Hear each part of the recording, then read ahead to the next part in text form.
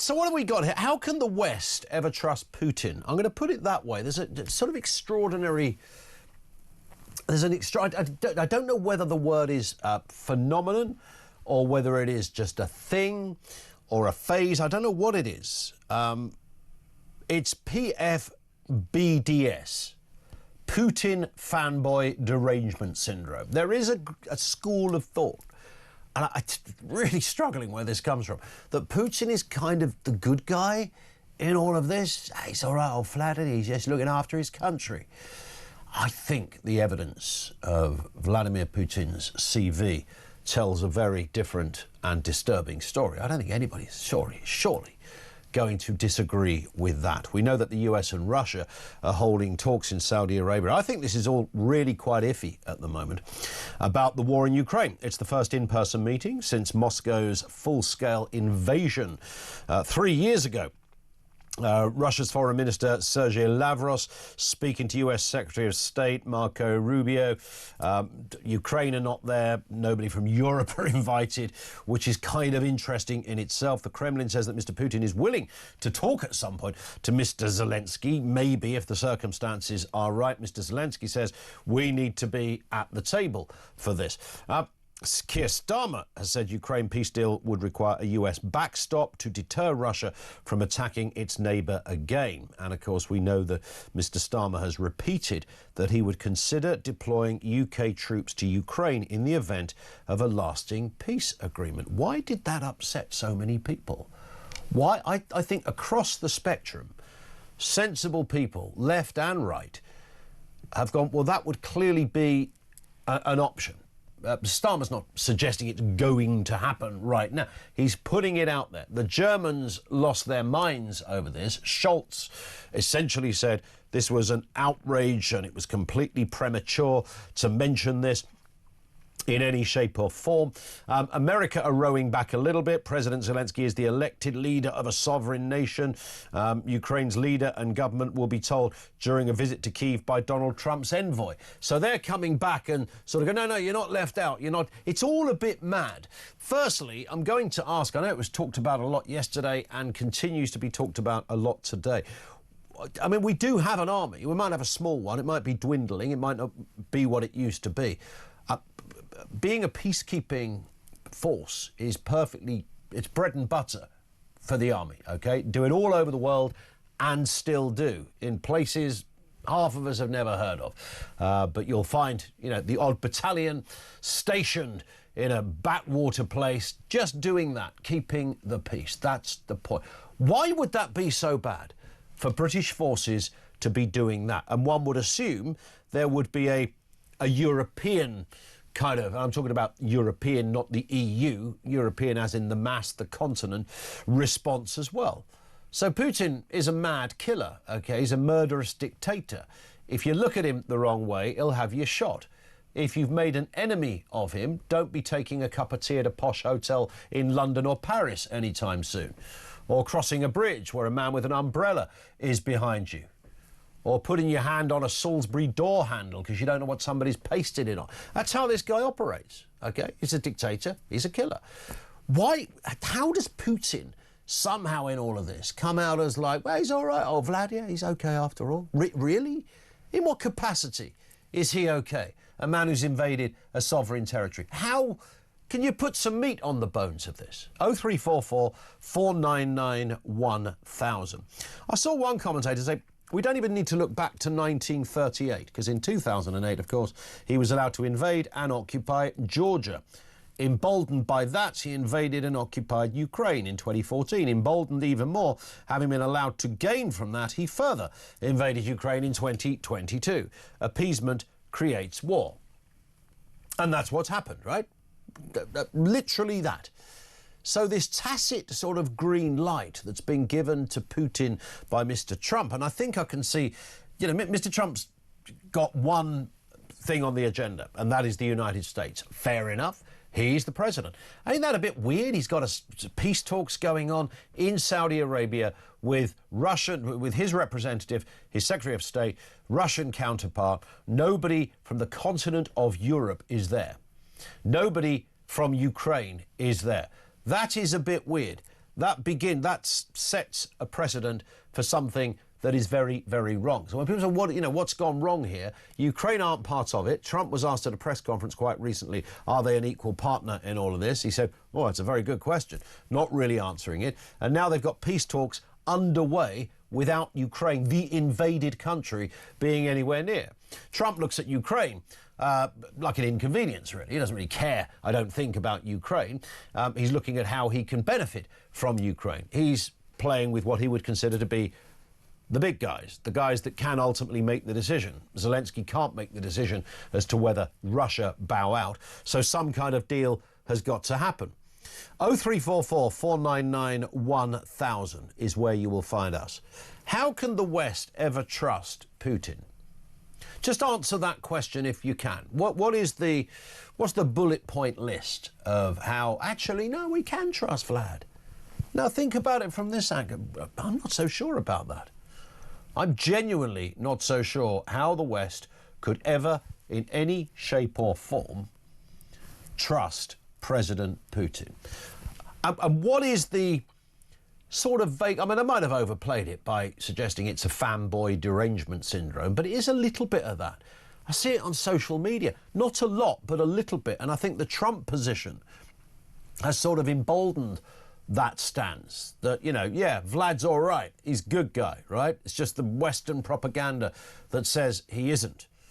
I think you'd find a lot of people in jail or dead that would be great evidence, or invaded as great evidence to why this might not be such a good guy after all. But somehow there is that kind of slightly twisted view that President Putin is one of the good guys. 0344 499 1000. How could you ever trust the guy?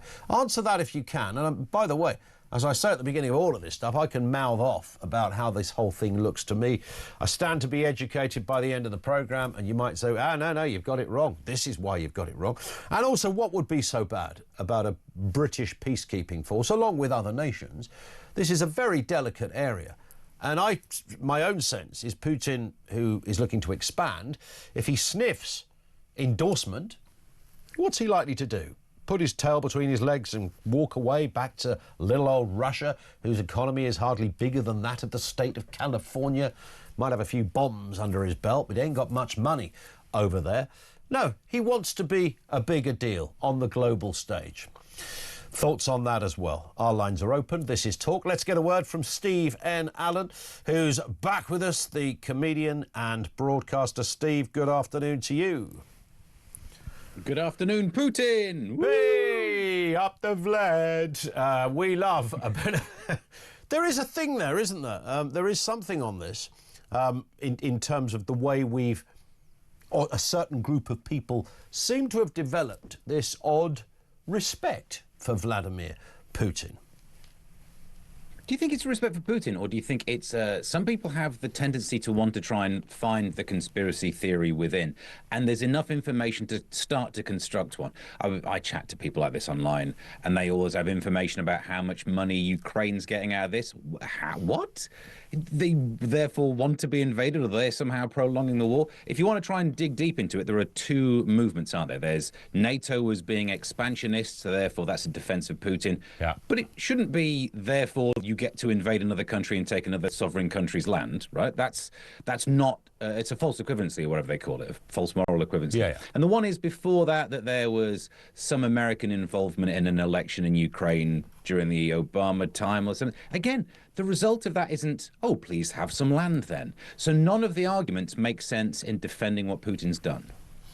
But that seems to... There is this... And again, you mentioned conspiracy theories, Stephen. There's quite a lot around this. And, like all of those theories, once in a while there's a kernel of truth in the, how they start. But then they sort of develop these curious tentacles, and it becomes a whole other story.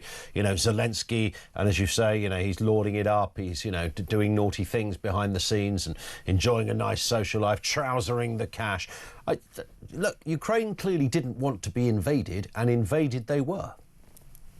Yeah, and we knew the original narrative was this will be 2 days, bish, bash, bosh, there we go, getting in that, and that's not how it's happened. Yeah. That's also a part of why I think the narrative has moved in this direction of the Trump and Putin peace deal. We need to watch out for restocking. That's the big fear here, isn't it? It's not about, you know, saying that it's almost a tacit approval or any of these things. The big worry is Putin's in a place where he ain't going to win this. This is just going to go on and on. Now, it doesn't necessarily mean that Ukraine's going to win this either. But you hear stories of like some of the Challenger 2 tanks that we're sending over in comparison to the old Soviet kit that Putin's having to use. I don't know, it's not looking good. If we had enough of these tanks to send over, eventually things could go Ukraine's way. But, you know, if you have this period where everyone has to step back and just relax, what's Putin going to do? Just sit around and wait, or restock into a position where he can actually do some more damage? That's the big fear. And Olaf Scholz was terrible in his response to this. Cowardly, almost. Because any of the things that you have to step up and do now, it's probably a choice between doing it now and doing it later, rather than never doing it at all. Yeah. Either you have to make this decision to get involved now when it's in Ukraine, or when Poland's involved.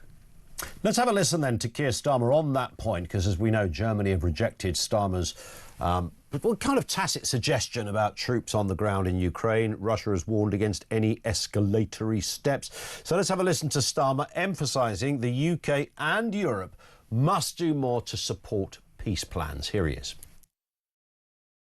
At stake is not just the future of Ukraine, it is an existential question for Europe as a whole, and therefore vital for Britain's national interest. On defence, it's clear the US is not going to leave NATO, but we Europeans will have to do more. The issue of burden sharing is not new, but it is now pressing. And Europeans will have to step up, both in terms of spending and the capabilities that we provide.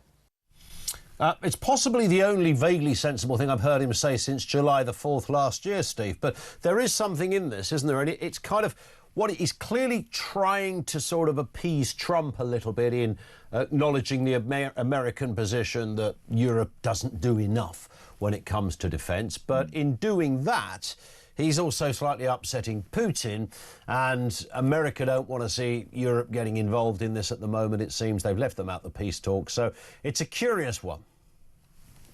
Yeah, whenever you see Keir Starmer making sense, you want to double-check that it's not AI, don't you? There's a whiff of a deep fake. I'm still not convinced it isn't. Yes. Exactly. We need to have a look at that. Do you know what? Whenever you get a peace talk happening and you've got not both sides of the war, it feels like it's not a peace talk, it's teaming up against one side of the war. I don't see what's wrong with my definition there. I think I've absolutely nailed it. So Keir Starmer's right and Trump's right in a sense. We know that Trump doesn't want to be the police of the world.